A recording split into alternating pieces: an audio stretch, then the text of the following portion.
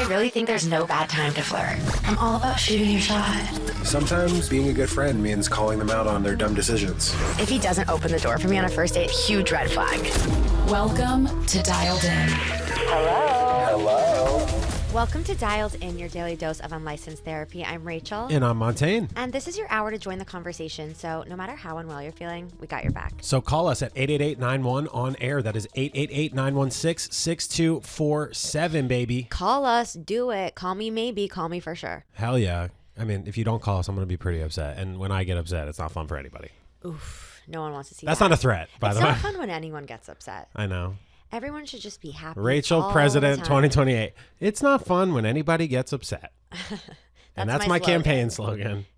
Don't worry, Be happy. Someone should make a song about that. All right. Speaking of not worrying and being happy, our producer Emily. Okay, I'll brief the people real quick.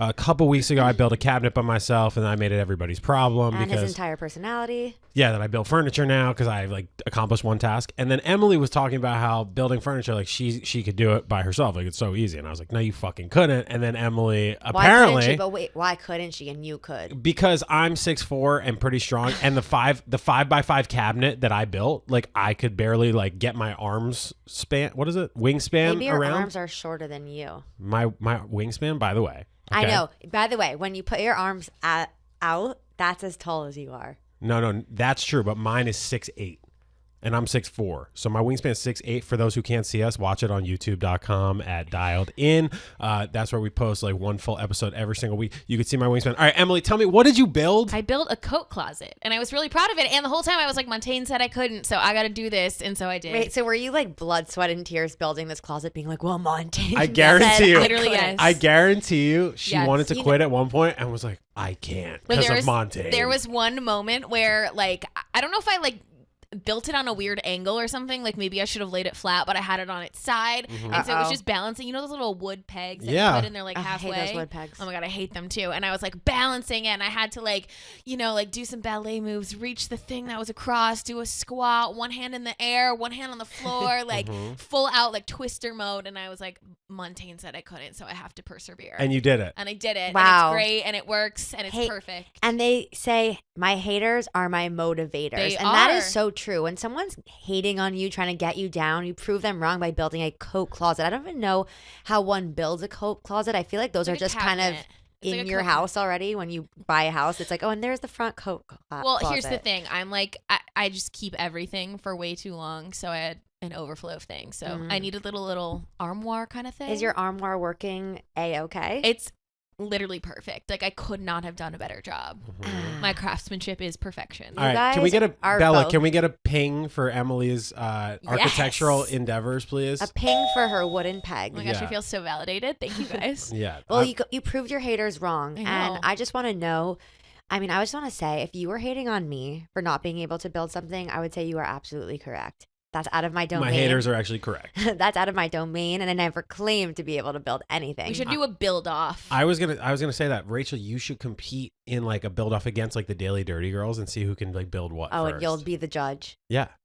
Okay. Me and Emily, because we've actually both completed furniture. Yeah, we have Oh. experience. It's Bobette, the builders. It's like the Great British Bake Off, but it's the Great American Build Off. I'm really and good. Emily and I are just the judges. We're like, well, this It's this a little peg. rickety. It's a little not sturdy. Yeah, we I'm got the really leveler out, and we're like, I don't know. Yeah, no. My dad To was my in town this calculations. week, and I made him hang my Bolton board that's been sitting on my floor for 4 months. Mm-hmm.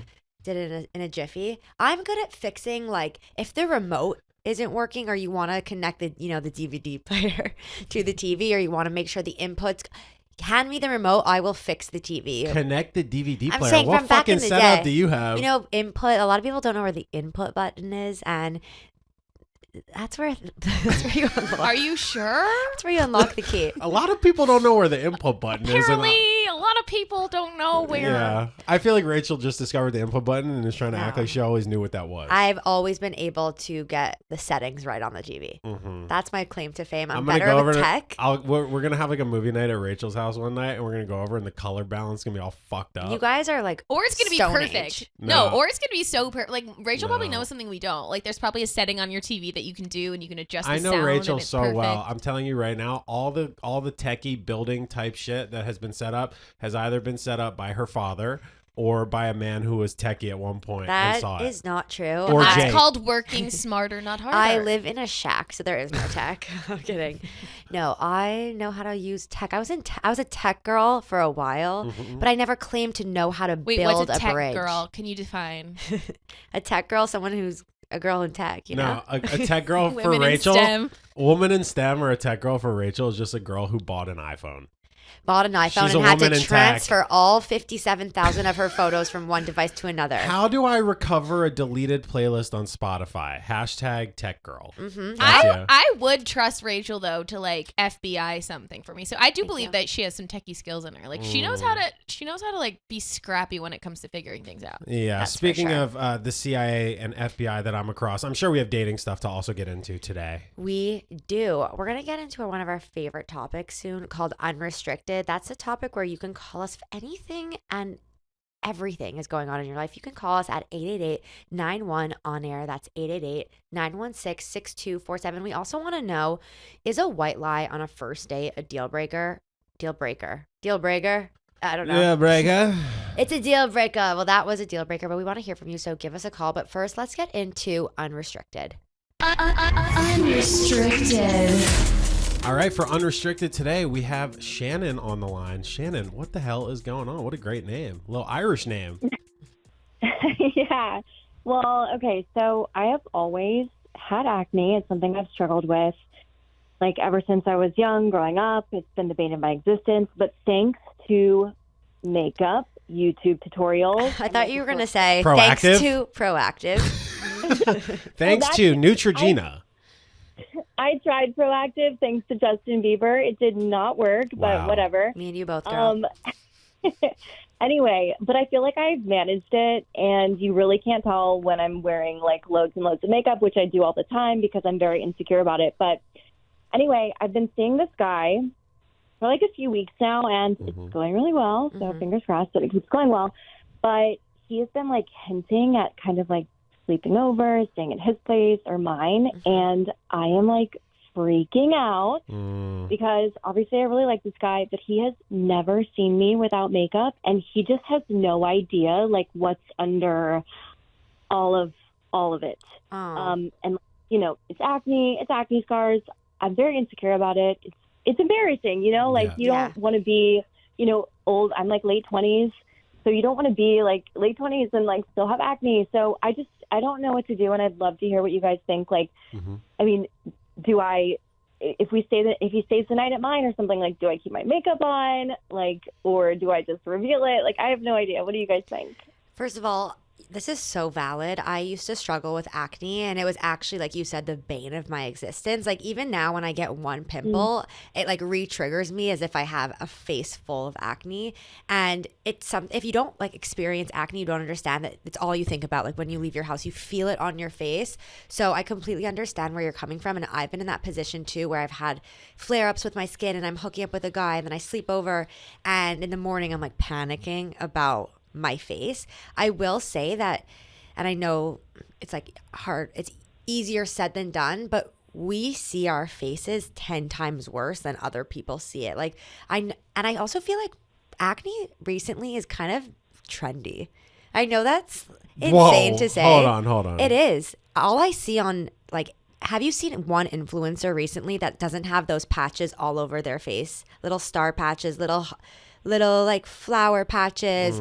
It's cool to have acne, but I think what you need to do is be honest with the guy and just say, if he asks you to sleep over, and just like come clean. I think this will also like help your relationship move forward, and just be like, honestly, I do want to sleep over, but I have an insecurity is that I struggle with acne, and I'm like, be honest. I don't know. I think that's really all you can do, because what are you going to do? Date this guy for 3 years and sleep with makeup, and which will make your acne worse? Yeah, so I definitely agree with Rachel in the sense that you have to face the problem head on. However, this is one of the few things that I actually feel like there's not that much communication needed. And I'll tell you why. You just said like mid-20s, later 20s. You're at the age where like most men you should be talking to, and I know that's the whole reason I have a job, is because a lot of men are insecure and not mature men, but you're at the age where you kind of are who you are. Like as an adult, as a person, it's kind of like you put yourself out there in the world and you're like, fucking accept me or don't. And any man that you're dating at this point should accept you for whatever. I think if you actually draw attention to your face that it's like a big insecurity, it's almost Streisand affecting yourself. You know what the Streisand effect is? So there was like this whole, so Barbara Streisand like bought this house and like didn't want anybody online to know where she lived and filed like a whole lawsuit about it because there was like an aerial photo of her area. And then everyone from the lawsuit saw the photo of exactly where she lived. So it like drew attention to it when all she was trying to do was avoid attention. So I'm like, if you want to avoid attention on your acne, don't make it a big deal to yourself. Because then he's going to sense that and be like, oh, maybe I should be reconsidering. Maybe I should think it's a big thing. I think in most guys' minds, it is not even like top 30 things we think about with the women we are talking to or dating, like not just the makeup thing. And men actually feel way more comfortable because their faces are bare all the time. True. And they're so accepting of all these skin things, especially, I'm telling you right now, Shannon, if you own it, I promise it's going to work out. I love that advice. I do think it would be cute and fun to get those little star patches. Oh, definitely. Just to like when you're having, a low key night, sweatpants, hair tied, chilling with no makeup on, you could throw a few of those on. Just Is that to, Drake? Yeah. Yeah. Just to like. Nice. I would like a few dozen, but yeah. A few dozen. I don't know. I would say like maybe 3 on like the major ones and the rest kind of let them breathe. I just see a lot of people on TikTok recently who are so open about their skin struggle. I feel like in the past we've been like, oh, you have to get rid of your acne. Like, you have to use Proactive. Like, I also bought into the Justin Bieber. I use Pro Acne. But, like, Alex Earle, for example, she went viral in the first place for showing her skin. Look how successful she is. She has a boyfriend who loves her. I'm sure she doesn't wear makeup in front of her boyfriend, Like, obviously. And so it's really not, I know it's hard because that's what you're presenting and that's your face, the first thing you see. But it's really, if this guy likes you, he'll like you for you and he won't care about your skin. Totally.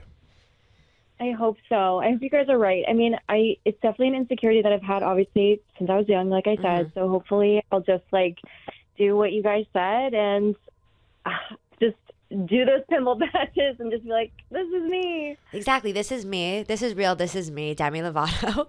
And if he doesn't like you because you have pimples, then that guy can go fuck himself. Yeah, seriously, come on. Like we're adults here, Shannon. We believe in you. You're beautiful with acne. You're beautiful without acne, and you're gonna be beautiful when this man accepts you because I feel like he will. Me too. You got this. Thank you. Yeah. I'll let you know how it goes. Yes, please keep do. us updated. I feel that. You know what's crazy? Like a couple years ago, I used one of those pimple patches, and actually, like I put it on like not a pimple, but like something, like some bump, whatever, and I put it on, and it literally made it 10 times worse. Like well, I don't know. Pulls it out. No. But like my whole skin area around the thing when I pulled it out the next day broke out. And I was like, whoa. It was like, I never had acne before. I had like a lot of blackheads and whiteheads growing up because I'm just a dirty fucking piece of shit. But I used to never really have like pimples. And then my face was all red around the area. And I was like, damn. That's what I get for trying to be proactive about my acne. Nice. Very nice. Bars. Don't wait, hold on. We're not getting past the fact that you literally quoted Drake like a second ago. Like it was like a no, but you didn't even acknowledge it. You just said you're like hair tied, chilling with no makeup on. I think everybody knows. I don't know about that. You knew. I knew because I like listened for a second. I was like, that sounds familiar. I know if I put a poll on my story, sweatpants, hair tied, chilling with no makeup on, and then a question box saying who said this, every single person will write back. All right, let me say another lyric. Ready? Let's see if you can finish this one. Ready? Spaghetti bolognese at the club. All right. See what I mean? Like she doesn't know every Drake thing. It's spaghetti bolognese at the Polo Lounge. I like old Drake. No. That is old Drake. Okay. That's like 2012. Shit. That's like him and Rick Ross and Stay Scheming. Don't know that one. Let's keep it moving.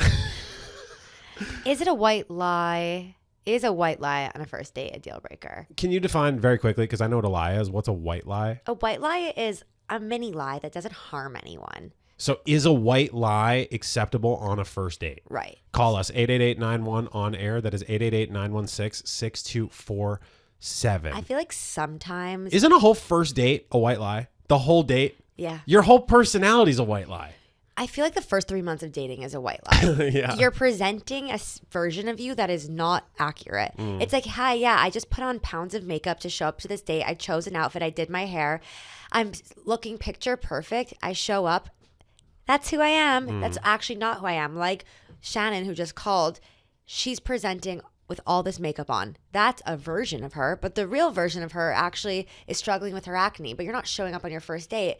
Pimples galore. if we all were, there'd be no. Hi, nice to meet you. Pimples. Yeah. Pimples galore. I feel like also, what's the difference between a white lie and omitting the truth? Okay, omitting the truth is not lying. However, if you have that devil on your shoulder going, oh, that's omitting the truth, that's lying. You know what I mean? You shouldn't have your conscience or your conscience tell you that what you're omitting is fucked up, because then it feels like a lie. Right. There's certain things that you can expect to tell them down the line. Like if you met someone today, you're not going to tell them your deepest darkness right away. I know you might. Darkest. I know you might. My DD. My double Ds. Your double Ds. But you're not going to tell them your deepest and darkest right off the bat, because you know they have to learn to build that trust with you. And it's not I don't think you're a liar because you're not telling them. Yeah. You're going to tell them in the future if it's the right person. Right. That's so true. I went on a date recently and I omitted the fact that I live with another guy. And I don't know why, because half the guys I go on dates with, I tell them. And he's gay. I know. I just didn't feel like sharing. Hi, Jake. I just didn't feel like sharing. So it's like now if we go on a second date, and then he finds out, he can be like, oh, she didn't tell me. No, I don't think so. Yeah. I don't think that's a weird thing to omit. I also am it's not your business who I live with. Right away. Okay, but Emily did say white lie can be told basically to avoid hurting someone's feelings. That's the point. It's basically a lie that you're doing for the benefit of the other person. Now, okay, I have white lied now that I'm getting the definition. Okay.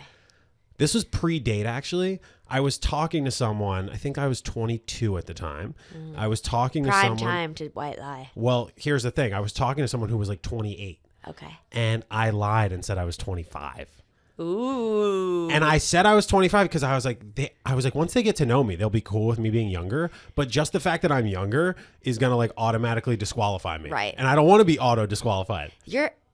You're not the only person who has done that. I went to a date club a few months ago, and a guy that I had gone on a date with was there. I no longer was interested, but he was flirting with my friend. And he told her he was 25, and she's like, he's 25, which is still younger than her. I said, that's not true. He's 23. So he's out here doing that same lie. And once I debunked it, she was like, hey, the fuck? I don't think she cared about the age. She cared more about the lie. I'll tell you why. Okay, so here's how I dealt with the situation. It's never really about the lie itself. I think there's such a stigma with age, and obviously women grow up dating pretty much exclusively older men. I've never met a girl who never dated older.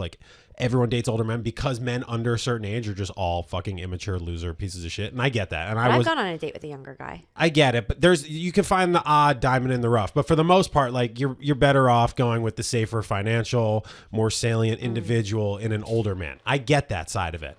However, as someone who grew up in New York, and I don't know if it's location dependent, but I felt like me at 22 was not the same from people that I had gone to camp with or programs with who were from a more rural part of the country, where I was at 22, they're not seeing nearly as much as I've seen in New York City. You know what I mean? So I just felt like my 22 was a little more advanced. I might have been wrong about that, but that's how I felt at the time. And I saw. So you were feeling 22. Yes. Anyway, Taylor Swift. I got it. Thank you. I actually did get that reference. Thank you. But yeah, so basically I was like, okay, I can sell myself. It's all about getting my foot in the door. But then before I even went out with this person, I was like, this is just on my mind. I'm like, they're going out with me under false pretenses. And I was literally like, hey, I did lie. I'm actually not 25. I'm 22. And she was like, I really appreciate you telling me this far up front, because we hadn't even gone out yet.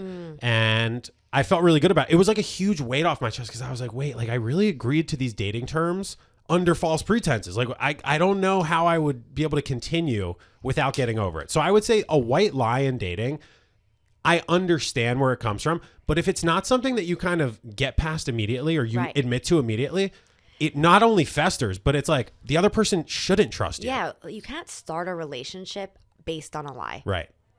And if you do, you're going to get married and hold this lie in for the rest of your life, it's just going to eat you away when you have kids together. Yeah, I think it's just hopefully it doesn't get to the point of you having kids and you still are holding on to the lie. I know. What's a big lie that you would tell on the first date? A non-white lie. It's not even just about a date. It's really about my whole life I've white lied, I feel like. I've done it since I was a kid to get out of trouble or something like that. Or I love to lie to get out of trouble. And this is the thing. You actually realize every time, I don't know if you've ever been called to the principal's office, but you realize if you've ever... have I ever? So I was a troublemaker too. And every time I got called to the principal's office, I would always tell myself right before I got in trouble, why didn't you just fucking say it at the time? Why did you let it get to this point? Why did you let it bubble up? Like, why? Oh, were you getting in trouble for lying? Like, yes, it would be like I was in trouble for the thing, and then I would lie, and then get caught about the lie, and they'd be mad at the lie, and I was like, I would never get caught. I'd get in trouble for like talking in class or being a bit of a brat, but I would never get caught in a lie. So it looks like you have to work on your skills. Honestly, it's a skill I'm very glad I'm not that good at anymore. I'm not that good at it. And that was a lie. I wouldn't say I'm that good at it either. I'm pretty honest. I can't lie. But at school, when it would avoid getting in trouble, I would come up with all these plans and concoctions. How do we get out of this? It was a group effort. Yeah. I mean, we're planning and concocting right now. Right now, we're asking you, like, what is your opinion on a white lie on a first date? Is it acceptable? Is it not? I want your answers, so make sure to call us 888-91 on air. That is 888-916-6247. So keep it locked on the other side of this break. Listen, before the break, we were talking about white lies and if they're acceptable in a relationship or on a first date. And we really have not come to a conclusion yet, because I said that I white lied before and got away with it. I admitted to it. I obviously never ended up dating that person. So I sometimes wish that I white lied on a first date. like what? I don't know. I just feel like I am so word vomit sometimes on a first date. I overshare. And so sometimes I'm like, oh God, I kind of wish that maybe I held back. I don't know about a white lie. I don't really have anything to lie about. I feel like the only thing girls would lie about, because they're so judged by guys, is how many Body people count? they sleep with. Knew that was coming. I don't understand the judgment thing. Wait, can we, like, I know we're on a different topic about white lying, but can we, like, you're just going to, and don't just chalk it up to, like, men being stupid, but, like, genuinely, what is the fear with the body count thing? I'm like, if assuming you are clean STI wise and, like, you're clear for takeoff, you're having safe sex, like, what's the problem? Well, I know that guys are judgmental about it. But, like, what is it? Like, I don't understand. I don't know. I asked one of my guy friends. He really went back to the Stone Age and saying that men... Wait, let me say the line. Is the line, you ever see like a fucking a good key can open like any lock, but a fucking lock that takes any key is a shitty lock or something like that? Something about reproduction. Ew. I know. I was like, okay, you misogynistic motherfucker. And you're still friends with him? He was trying to say how back in like the Stone Age or caveman days, I keep saying the Stone Age. I feel like I just want to get stoned. I just want to say there's like a huge gap between the Stone Age. Which is the first one? And the caveman era or the Stone Age? Wait, what year do you think like cavemen were around? I just want your best guess. 0. 0 BC? That's Year like your 0. guess? Whatever. Before the Big Bang. Guys, and this is obviously not an official history podcast. No, I don't know. He just said something along the lines of when there were cavemen and they had to reproduce, they would choose the woman who was, I don't know. Actually, you know what? I'm Xing this whole conversation. I literally was I'm going to do a report. I'll do some data analysis. I'll come back to you guys tomorrow with the full report on what he said. But you know it's bad when I literally was like, why do you think men care so much about body count? And you were like, my guy friend said it's because of the cavemen. Yeah. Bro, in what world is that the logic? I don't think there should be a logic. I think that why can't a girl who is single for X amount of time, who wants to have sex, and then move on with her life? It doesn't need to be some big deal. I totally agree. I never understand men who complain about getting like shitty head or like a girl's bad in bed. I'm like, you know why they're probably bad in bed? Like due to a lack of experience. I'm like, a girl who fucks a lot or like, I'm sorry, like sucks a lot of dick, like they're going to be way better. Like, don't you want that? Yeah. Like, I don't understand. Like, call me fucking crazy. I feel like men do treat women who are more experienced differently. Like, it is a thing. Like, men will treat you differently. So that's why women put a stigma on it, because they get treated differently when they're honest. Yeah. Well, I don't know, man. Wow, you swear you've never done this before? Wow, you swear? This is your first time? You're white lying? You're like, no, seriously, I've never done it. I've never done this. No, bro. I've actually only hooked up with like, what is it? The guys have like an inside joke that like the body count that a girl tells you, it's really that divided by 3. And when a guy hooks up with a lot of girls and is terrible in bed, I'm just like, me? What the fuck is wrong with you? Me? I like fine. I'll meet these guys. They act like such players, and they don't know how to kiss. And I'm. Oh no, I will say this. Doesn't add up. I will. That's so true. You're like the girl with like the math equations. You're like. I'm like, wait. Has no one ever taught you to kiss before? Yeah, it's crazy. No one ever told you to keep your tongue in your mouth until like later? If a boy doesn't know how to kiss, that's crazy for real. I know. I'm like, maybe you should get a body count. Yeah, maybe you should stop lying about it. Maybe you should start fucking some chicks. That's a white lie. Yeah, I'm a really good kisser. You know what's so funny about the white lie thing with men? I actually realized every man who white lies about something positive in regards to his body count, always bad in bed. Like, I guarantee you, if you ask any woman, if a guy was like, "Oh, I can't wait, I'm gonna lay that shit down later." If anyone ever said that to me, I'd call the police. A guy's gonna be like, "Oh, like I'm a real freak." I'm like, this guy cannot wait to come in 3 seconds and doggy, like for the first time. I'm just like, that is every dude. PTSD. PTSD warning, everybody. Yeah, PTSD. All right. Well, we were talking about white lies and stuff. Neither Rachel or I are liars on the show. We just want to make that very clear. We are extremely truthful. Everything we say is 100% fact. And we plead the fifth. Okay. How about that? I have a question though. Okay. What do you do? Speaking of lies in relationships and dating, what do you do when a friend betrays your trust? Call us 888-91 on air. That is 888-916-6247. What do you do? What do? You cry yourself to sleep at night. No. When your friend breaks your trust, like, have you ever had like a friend or someone that you knew broke someone else's trust in regard to friendship? Yeah, I think it's really different than if someone who you're dating breaks your trust, because usually when you're dating and someone breaks your trust, you're like, okay, I'm breaking up with them. And then you move on and you rely on your friends, but your friends are like a deeper level of a safe space. So for me, when I'm thinking of betray your trust, I'm thinking like, you tell your friends your deepest, darkest secrets. You tell them you can't tell anyone else. Your double Ds. Yeah, your big double Ds. You let your friends suckle on your double Ds. Exactly. Your deepest and your darkest. You let them squeeze it and get everything that they have to offer. Yeah. And so when your friend, let's say I tell you something and I'm like, do not tell anybody this. And then you go and you tell someone else. That is like a betrayal that I cannot even describe.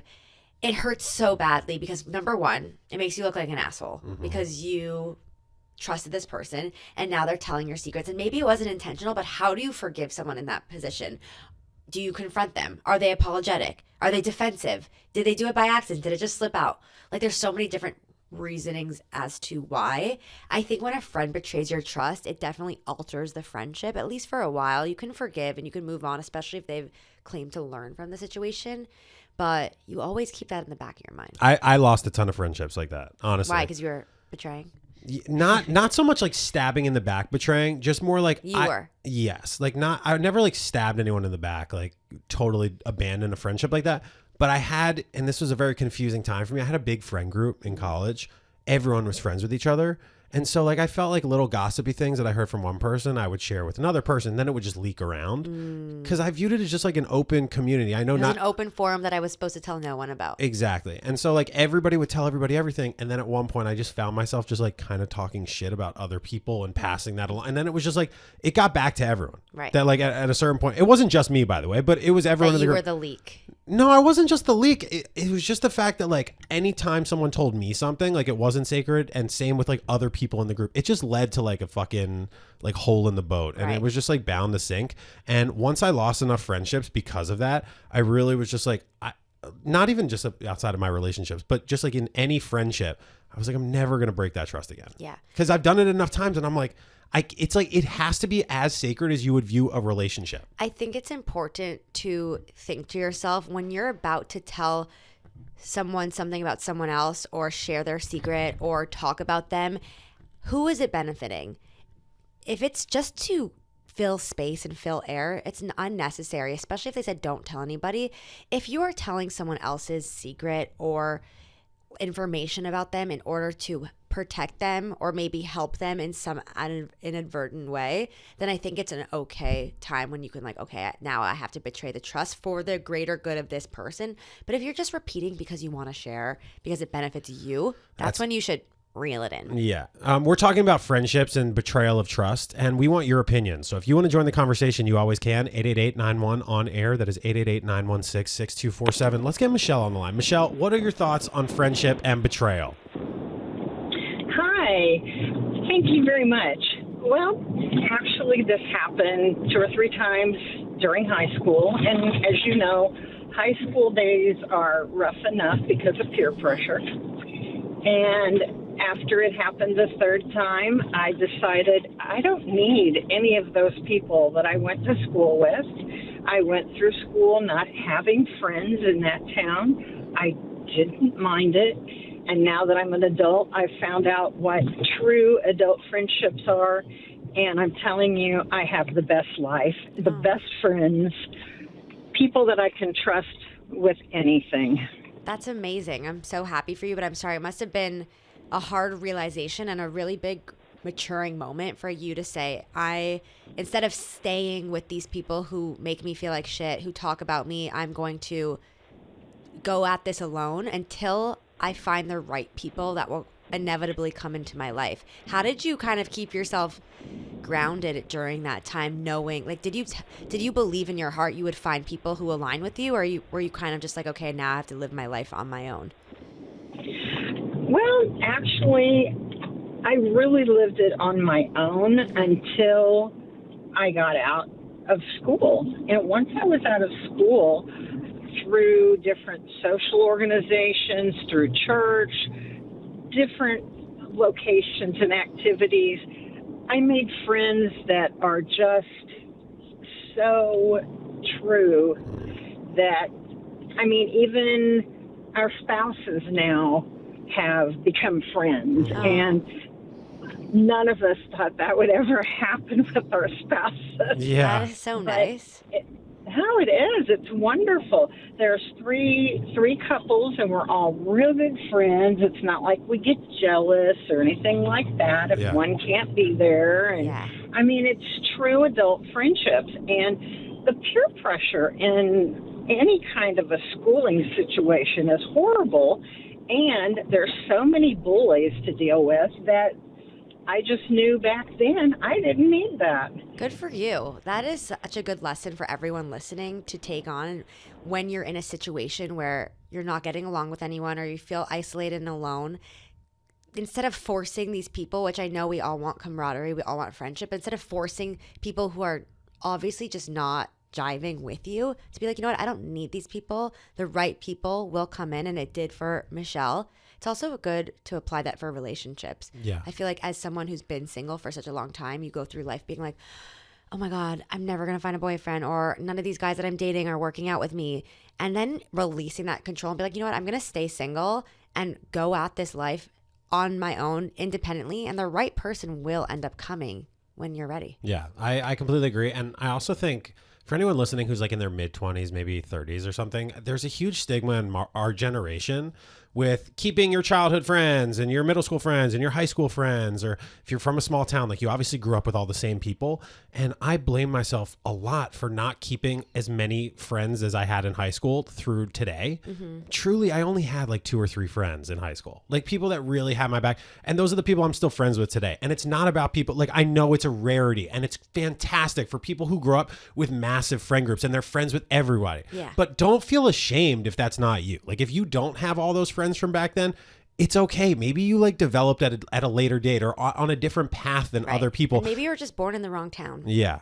Born in the wrong generation. Yeah. You know, maybe you were born to have a Walkman and now you have an iPod Shuffle because you're trying to be edgy. Either way, it's okay. Like it'll all work itself out. The right people will find you. We have to believe that. Agree. And I feel like Michelle is a true testament. So if you ever have any thoughts on anything we're talking about and you want to chime in just like Michelle did, you always can at 888-91-ON-AIR. That's 888-916-6247. Emily brought up a really interesting point. She said that men honestly tend to keep their friends from childhood, and women tend to be able to let go more easily. How do you feel about that? I don't know about let go more easily, but it's more so that men are pretty stagnant. Maybe not let go. Maybe like know when to leave. Yeah, I think so. I think with men, like we always say, you guys don't really talk about your feelings as much. Like you will sit through 3 years of hanging out with people who are constantly ragging on you. Mm-hmm. And I feel like if that were a girl in that position, after maybe 1 week of that, the girl would be like, this is no longer serving me. I'm going to align with people who have similar interests as me, because we are so reflective on how we're feeling. Yeah. And maybe guys won't even realize until 10 years into a friendship, they're like, wait, I don't actually like this person. And but it took them 10 years. And this is why, even when we're talking about friendships and breaking trust and lying, like I know if one of my guy friends lied to me, it would really rattle my cage and probably shake the foundation of our friendship. I can only imagine from what you're describing, like how that would rattle a female friendship, because yours is so much more feelings and words based. Mm-hmm. A guy's is kind of just like a few actions. You know, it's like, yeah, it's more action based. And I'm like, a lie definitely. More like, hey, waves. And it's girls are like, this is exactly how I was feeling when I woke up at 10 a.m. And then by 10:01, I actually completely changed my mind. Exactly. So, I mean, if you have any opinions, please call us 888-91 on air. That is 888-916-6247. But in the meantime, let's move on to ick or stick. Ick? Ew! Or stick? All right, for ick or stick today, we have Marcos on the line. Marcos, what is going on? What can we help you with? Hi, how's it going? Good. How are you? Good. I'm from Pittsburgh, and I'm looking to move to New York, but it would mainly be for my boyfriend. He runs this news outlet. It's called Hollywood Rebound. It's a platform where like creatives talk about their work. He just interviewed Rose Gray. She's touring with Kesha, Gaga's designers, things like that. But most of his opportunities are in New York. So we've been talking about moving in like the spring or summer of next year, but we've only been together for 6 months. Okay. And I've always wanted to live in New York too, but, you know, with my job, I work in marketing and it's so saturated. I only get opportunities in Pittsburgh. So, you know, I'm looking to see if I should, you know, take that leap, find my footing in New York, or if it's just I'm in love and it's a mistake. I have maybe a dumb question, but this is important context. How long does it take to get from Pittsburgh to New York by car and by plane? That's funny. Only like an hour and a half by plane. Like I've definitely been in the city many times, like over the years. But like driving like 3.5, 4 hours. Okay. Yeah, probably something like that. Okay, because my first instinct, because you did say you always wanted to move to New York, but you have a really good career going on in Pittsburgh. Would it be crazy to kind of you have to move at the same time as your boyfriend? And if you guys did, would you guys move in together? Is that part of the plan? I mean, probably, yeah. Yeah, rent is expensive in New York. I'm trying to think because I would probably, I don't know. We're all about taking risks, but as you said, it is super saturated. When would he move? I mean, whenever we're ready to just like be done with our jobs in Pittsburgh and be like, you know, New York's finally ready for us. So we feel like by springtime, that's when we'll both be like, okay, let's fully set in on Hollywood Rebound and like just to go for it, and then I'll find a job in New York by next spring. So I like half of that idea. I'm all for the move to New York. Me too. I'm not against it. I'm just trying to think of how to best prepare yourself. I'm from New York City. By the way, New York is not going anywhere. Okay, like you have unlimited time. You can always go there. Okay, that's not the problem. The problem is he has his thing he's working on, his full-time job, which can transition, will actually expand in New York, and you're kind of taking a back seat and going, well, I'll try and find something. I don't want you to move, regardless of moving in, until you know the life that you're at least setting up for yourself, independent of him and the relationship. What is your day-to-day gonna look like outside of the relationship in New York? How are you advancing in your life? Because at the end of the day, if you're not advancing your life at all, you will always kind of take a backseat decision-wise, and you're kind of gonna feel like that. You know what I mean? You're gonna feel like second tier, and you might start to resent him, and he might start to resent you because your hours won't be as filled as his, and then you're going to be waiting at home at your apartment and be like, oh, we were supposed to hang out tonight. Yeah. But if you set yourself up for success in advance, then you guys will have a very balanced life. So how can you set yourself up before next spring? Like, can you go visit New York maybe once a month and start making those connections and really ensuring that your network is expanding before you get there? That way, when you get there, it's kind of a natural transition. Yes.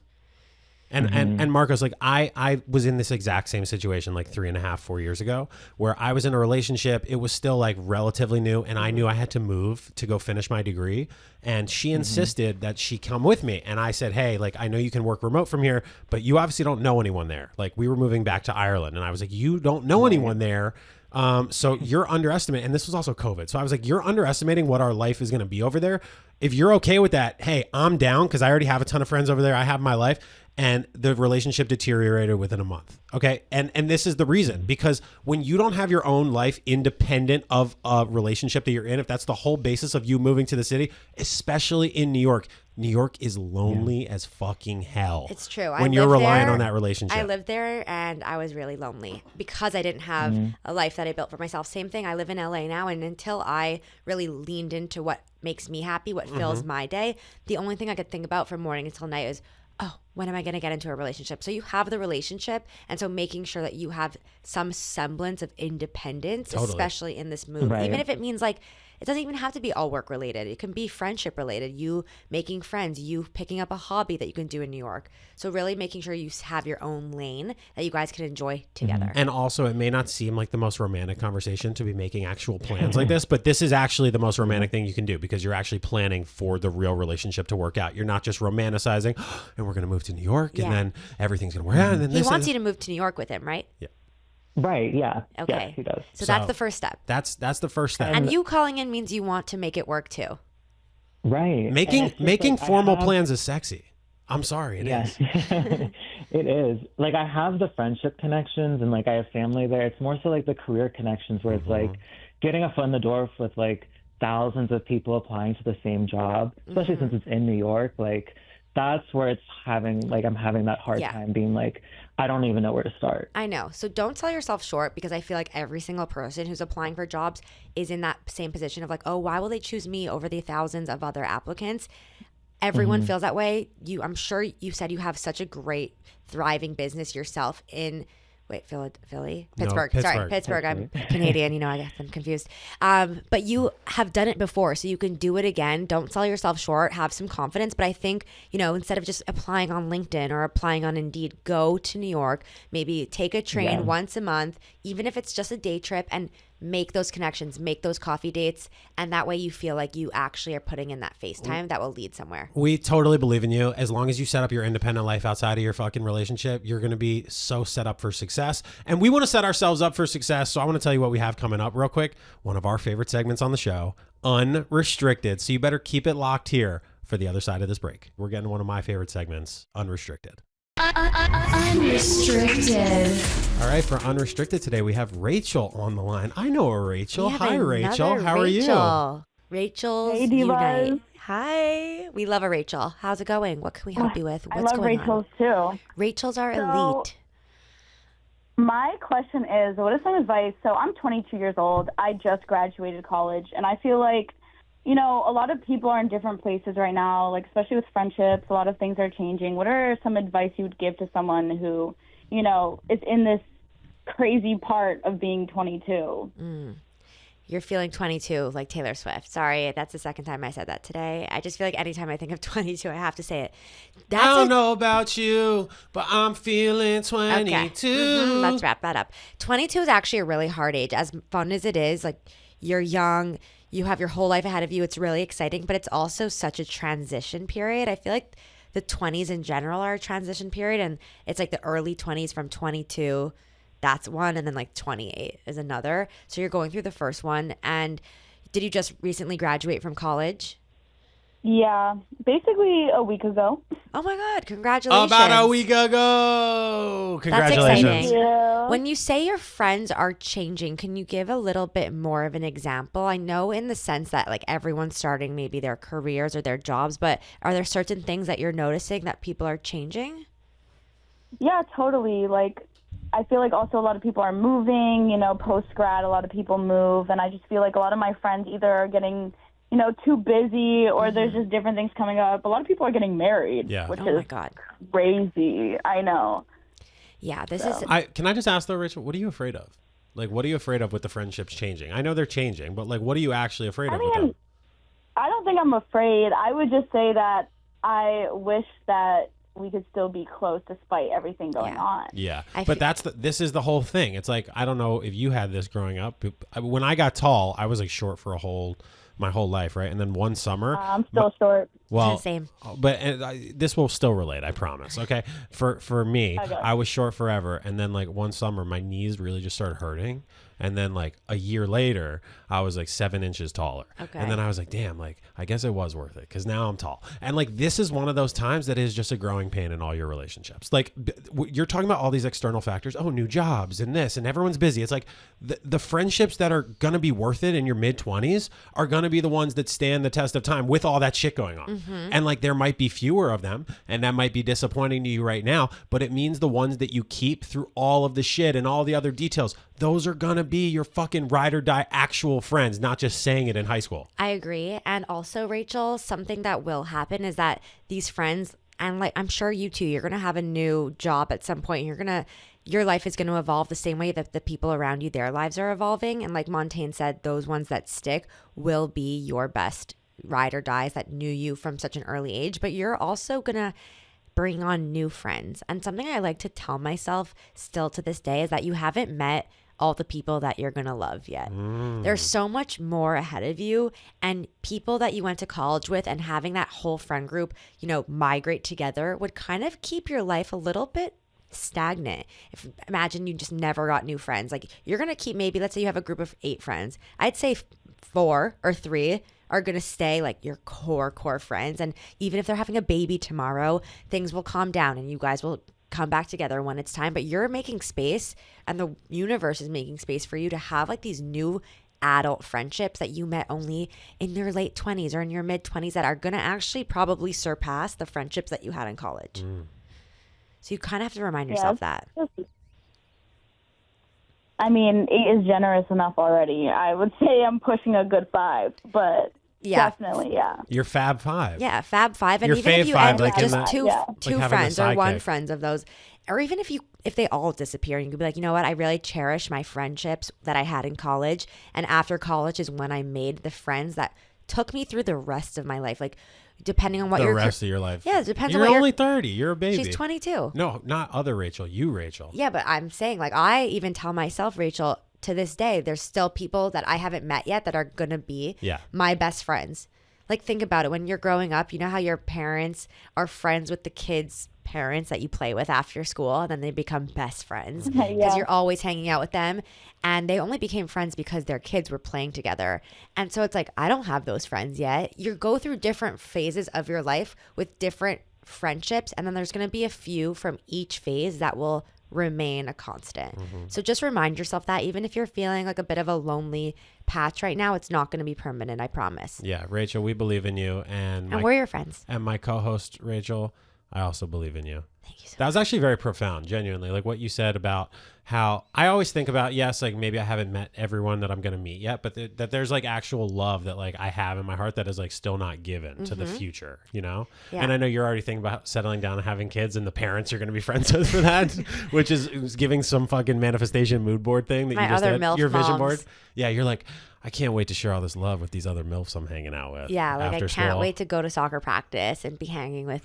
You're like, fuck my kid. I don't even care about that. Like, I don't give a shit about their soccer career. Where's my mom friendships at? No, but it's true. And, you know, even if you're single and you're like, oh, I have all this love in my heart, you will have a chance to give it to someone. And you're also going to get to receive it, but it's just not yet. Yeah, speaking of receiving things. I just haven't met you yet. I don't know that one. What's that? Michael Bublé. I love the Michael Bublé Christmas album, but I don't know that one. You haven't heard that song, Haven't Met You Yet? I haven't. I love Michael Bublé, though. Or what about Dear Future Husband? Nope. Meghan Trainor. Why would I know that? Why would I know? All Meghan Trainor songs are about the dude from Spy Kids, right? Like that's her husband. I love Spy Kids. Daryl Sabra. I used to watch Spy Kids every single day. And I always watched that movie too, and I never was like, I'm going to marry that man. Anyway, speaking of things that are worth it in time, we were kind of talking about things that are worth like investing in. And because this came up because I basically... if you're in LA or you're in a big city, you understand this whole principle of getting like an Equinox membership. You basically like are paying way too much a month to go to a gym that you can basically do any other thing at any other gym. It's like $300 a month or maybe a little bit less, but it's fucking absurd. That's scary. However, I did get it pitched to me that you're not just going to a gym and getting the amenities of the gym. You're also getting the network of the gym. The other people who are paying $300 and are crazy like you. Maybe a better pool of dating candidates. Right. Maybe a better pool of Career potential options. career opportunities. Exactly. And then it got me thinking like, what are things that either you've signed up for or investment opportunities that you've actually invested in that are worth it? Call us 888-91 on air. That is 888-916-6247. Rachel, I will let you take it away. I totally stand by investing in an expensive membership in order to further your networking options and opportunities. I go to a gym monthly and I pay. You go once a month? I go once a month. No, I joined a gym that is more than a gym. It's a club. There's a pool. There's a networking space. This club has everything. It has a pool deck. It does. I'm doing Stefan from SNL. It has a shared workspace. It has a sauna. It has all the benefits. It has a Pilates class. Sydney Applebaum. Sure. SNL reference. Okay. Anyway, I spend honestly way too much money on it. However, is it too much money? No, because I have made so many connections there that have either invited me to a party where I made another connection, where I met a friend, where I met a guy, where I was able to work and make a business opportunity. I think that those things are worth it. So I'm hearing you. So you're basically saying in return for your money, you're getting a couple, because like you could sell me on it based on the principle, but not based on what you said. I don't give a shit about a party opportunity. Also I get? I was really lonely before I joined the gym, and now I go to the gym and there's people around me all the time. I sit by the pool. I strike up a conversation with Miss on my right, with Mr. on my left, and then I have friends by the end of the day, and I feel fulfilled. I could go home and have no plans. Okay. I respect the shit out of that. I think, listen, I personally don't subscribe to the fact that you have to invest in things with money to network. Why? Because me personally, I'm a fucking big extrovert. Like I can sit anywhere and meet people and make friends. However, if you are someone who knows that you are more introverted than extroverted, sometimes you have to pay a premium for that. Right. Like if you're not willing to pay the social tax of like going out of your way and doing awkward shit in regular everyday scenarios, that's okay. Then I understand it. Then you're like, okay, I'd like to be in the gym with these types of people. I'd like to be at a bar with these types of people. It's kind of like people who make fun of other people for buying expensive coffee every single day, going to the coffee shop and spending like $8 or whatever it is on a latte. But going to the coffee shop, talking to other people, you never know who you're going to meet. You never know. It gives you a sense of energy for the rest of your day. You feel like you did something productive. That's true. Worth the investment. Like someone in Echo Park saw me this weekend at a coffee shop and asked to take a photo. And you know what? They would never have had that opportunity. And you know what? If they didn't go out of their shell. And it made your day. And it made my day and her day, and my girlfriend hid because she doesn't like when I take photos of people. Yeah, no, we'll definitely talk about this more because I feel like we have a lot more to say, but we want to know from you if you thought there is an investment that you made that was so worth it. Send us a DM at Dialed In. You can follow me at Rachy Fried Poulet. Me at Montaine. We will see you busy bees tomorrow. Bye. Bye.